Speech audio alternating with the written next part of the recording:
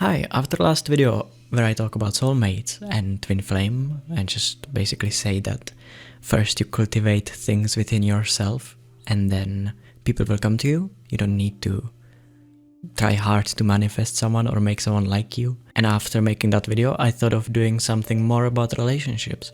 And there is one thing that was very helpful in the past, and it's definitely something that I recommend for you to do, and that is, in becoming more conscious of your relationships, there is definitely some cycles. Definitely, if you had multiple relationships, you will find, or it does not even have to be relationships as in intimate. It can be people which were very attractive to you, or maybe you have relationships, multiple relationships, in which it seems to be the same thing. Then you hear people saying, all the girls are the same. Like, this is my third girlfriend, she cheated on me, or like they always leave me, or whatever. Very cynical. Or with women also, but they have a very different way of doing it. If you go on social media, you will find it everywhere. As soon as there's anything about how women behave, how men behave, you will have it full of absolutely silly comments of being like, yeah, all the women are the same, right? So, or all the men are the same, whatever. They're not. It's stupid, it's cynical. But what is in cycles, or what seems to be very repeating itself, is that somehow the people which attract you, or that are attracted to you, I bet you will find, if you look at it a little more, with more contemplation, that you will find things which they all share. Maybe if you are a person which feels like a relationship which ends the same way or has something very similar. So many people that are like, oh, my significant other or my ex was exactly like the one before, drinking or having an addiction, or this person was very traumatized, or I don't know what it could be. But you can learn many things out of it. You can go very in depth into it, where you maybe find that because it seems that every person that you've been in a relationship with could be, as I said, as an example, traumatized, then maybe the reason why you had those relationships is in what is called in psychology trauma bonding.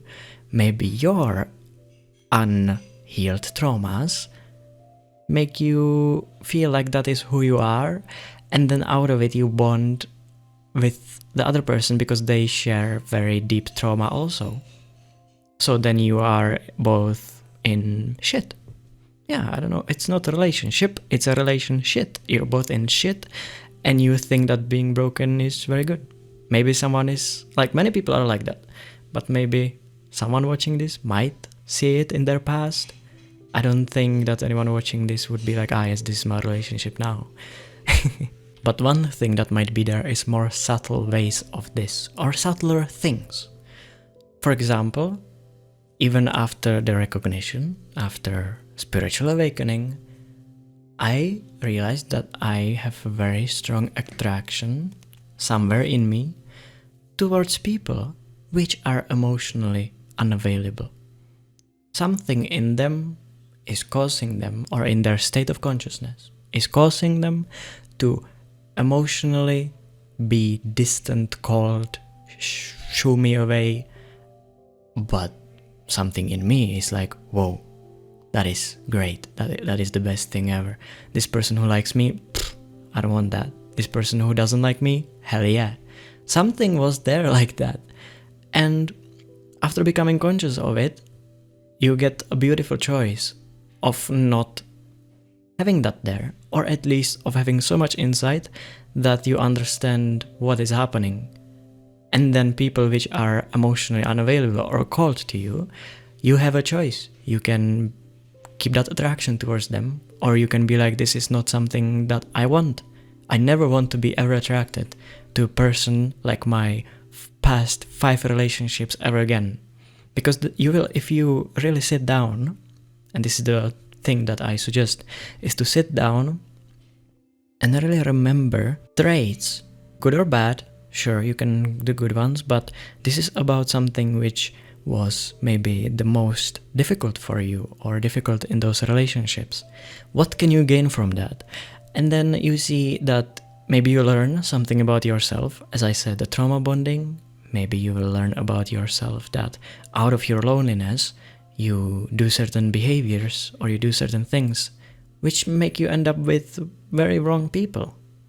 And then the mind, the thought that pops up in these people's head is like, oh, I'm doing my best, but like this sucks and like it's all shit. But actually, a lot of times our best is from pain, lack, insecurity, fear, trying to hold on to something, trying to control. And then we call that our best. And then we cry, why when I do my best it doesn't work out, or why isn't there enough trust or acceptance in this relationship? So then you will learn about yourself, but you will also learn about some inner pulls which are there in you. Maybe they could go very deep, like past lives, whatever, but there could be also just out of your conditioning.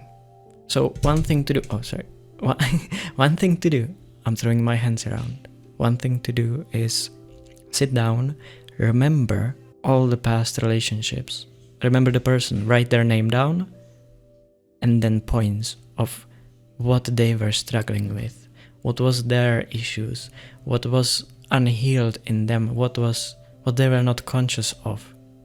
But this takes some level of seeing in yourself. You cannot do this if you just like, oh, I'm still the victim of that relationship and I'm still, it needs really a certain point of being very beyond it. And then you cannot get straight, you cannot get lost, and you understand very deeply the people's pains, their traumas, and just, that they are just another you. So then you just sit down, you write it out, you understand what they were struggling with, what were their issues, and how they played out in the relationship. Because the intimate relationships have the most potential, and they are usually bringing out in us the most unconscious. So then, without judgment, you can look at it, and you can be like, oh, my first romantic, intimate relationship was with some guy that was very controlling, and he would control me, he would be crazy, like it would go very bad. Okay? Then he became abusive. I left him, I found an amazing guy. Everything okay for a year. Then he became controlling, abusive, what the fuck. Third guy I met, everything good. After we got married, we had a kid, he became abusive, controlling. What is happening? And then many women, and I met many women that are like, I'm scared of guys, don't talk to me. I'm like, huh? I'm the least scary man that could be there, I feel like. So then things like this get created, and then you see, what is it in this unhealed version which I see in them, this unconscious, that they are so controlling, and that they watch my every step, and they really go out of their way. What in that could I actually like? What is that attractive about it? And then if you flip that, if they would make it conscious, this energy of control and really controlling your every move, your emotion, etc., you will find that there is a lot of protectiveness, that this is their way of protecting, but they are doing it selfishly. They're protecting something, a thing that is theirs, and then they don't want to lose that thing. Like it is weird to say it that way, but they are very protective.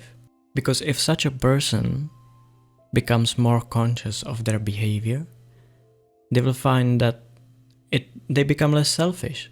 It's no longer out of their own desires and needs.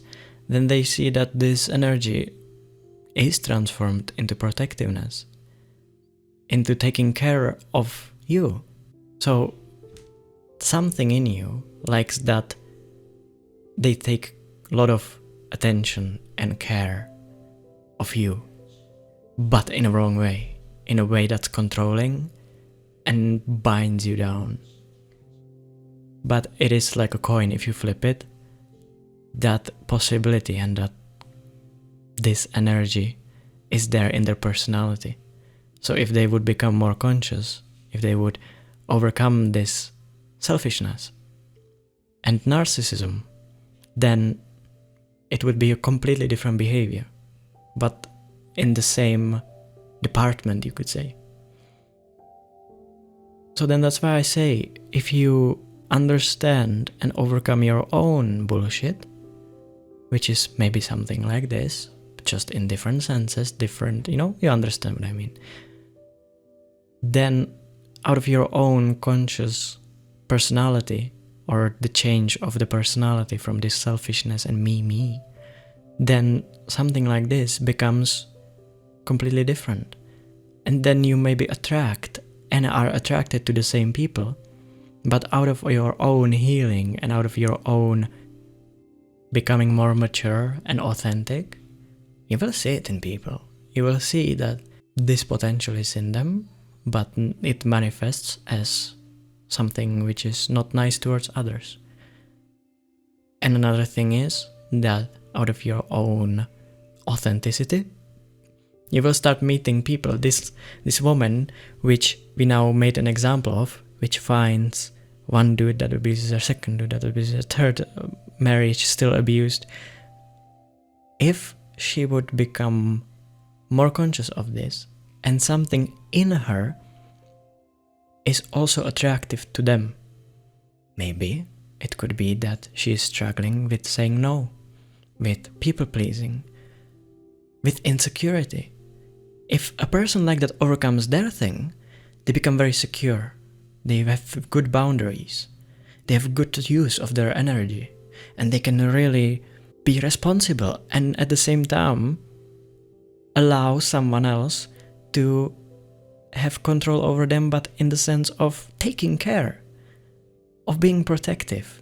So that person would very much like someone who makes them feel safe, protected, and that they take care of them, while at the same time not being insecure. Even if that isn't there, if there wouldn't be insecure. So then you see how these two polarities of someone who is in this endless cycle, maybe for multiple lifetimes, of having partners which abuse, while that creates a lot of insecurity. Once they are able to move past it, and the same way for the other side, this one who struggles with this anger, with this great insecurity which binds them and makes them do this horrible thing to their partner, to abuse and to do crazy stuff, to be insane basically. If both polarities overcome it, then they break the cycle. For the man, it's that every relationship he has, he cannot help himself. For the woman, every relationship she has, she already goes in there insecure and not healed, defeated on the inside. One person might start it, but no matter what relationship you have with anyone or what happens to you, if you are in pain, use it. If already you are in pain, make the best use of it that you can. And the best use of that pain is to deepen understanding, deepen experience, and see what other perspectives there are. So then, a lady like that could move from this.